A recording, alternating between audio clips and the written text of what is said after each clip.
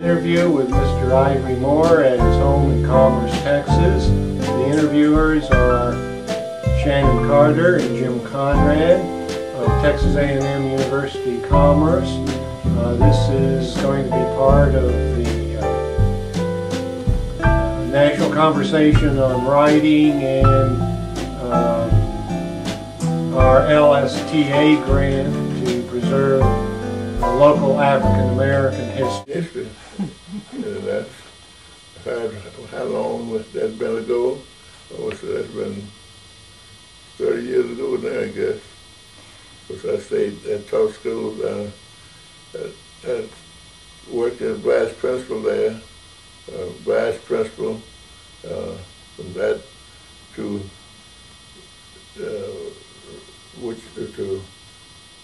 I'd say at East Texas State. They put me doing several things. I had at East Texas State, I had a chance to work with the writing program and setting up program, and that's what I got a chance to run into people in the different communities, because I work with people in different communities. And one in the North community, one place that I ran into people. And I heard you speak about Oprah Purnell, and she's one of the first ladies out of the North community that ran into. She, along with some older ladies there, and so this guy, Billy Reed, invited me down. He had heard about me, invited me to come down to that community and speak. And I went down and to make a talk there. They liked me, liked what I heard, liked what they heard me say. And from that, we started they tell me some of the things they wanted to do. So I got to see about writing grants there. And I knew a man that I went to school with at Langston University when I was in undergrad. And he was working in Dallas. And I got a chance to talk with Mason, his name Walter Mason. So sure enough, Walter Mason was telling me about the program. I told him what I want to try to do. And he said, well, I got just a program that you need to apply for. And he told me that, and sure enough, he got to talking about it, and I hired some people who were working here at Texas A&M and at East Texas State right at that time. 3 people I hired to write the grant, work with me on writing a grant there. So first thing I had to do, the president told me, said, when you get a chance there, we had an opening, this thing, come on, get your wife down here. So I want to get your wife down, because you'll be here longer than I'm here. And so and sure enough, I brought my wife down. I came in 1972, and of course Lenny, I brought Lenny down in 73, and she's been here ever since. We both retired here at Texas A&M. And so,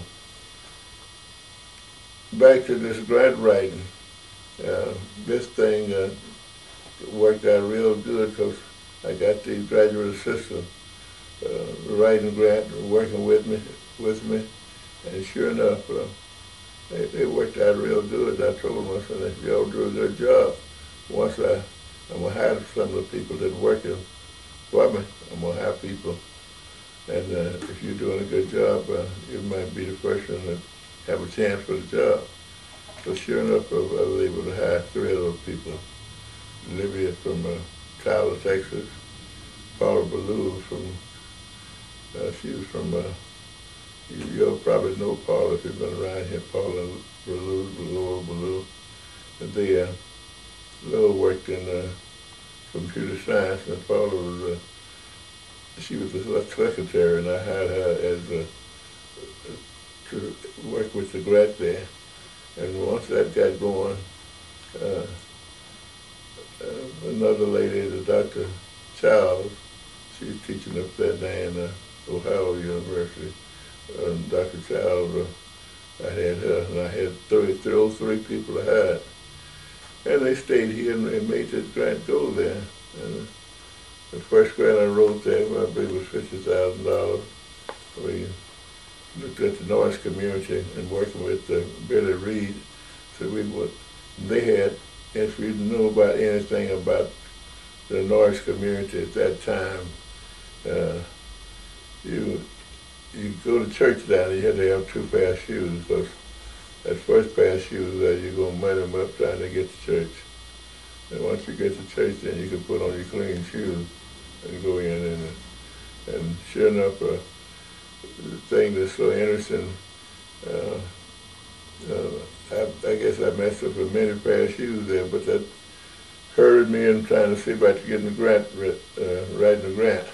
And of course, in getting Billy Reed to some of the things they wanted to do, we wrote this grant. The first one, say $50,000. The next one, we used that money to do something about paving some of those streets down there. They didn't believe we could do it. And sure enough, the second grant was $100,000. The next was $150,000. We was writing them every year.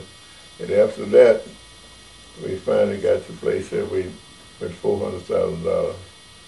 And of course, in that way, I brought the user program, because we organized the program. We called it Mark III. We called it Mark III. It's got that name, Mark III, there from a plane that outrun the speed, the sound of speed.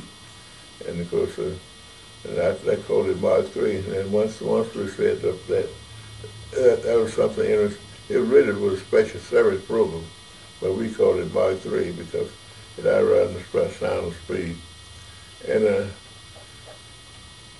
once they got this program, we started the students out, and they would have to, it was a catch-up program really. And the teachers that I had hired, they would really work with these students. 3 years I brought in another program called Upward Bound program. And the Upward Bound program there, I got $400,000 for getting that program. And then we had 2 programs. Special services was $400,000 and Upward Bound $400,000. But we took the Upward Bound program and had them to work in the community, neighboring communities. I believe the community we set it up was in Greenville. We had one in Commerce.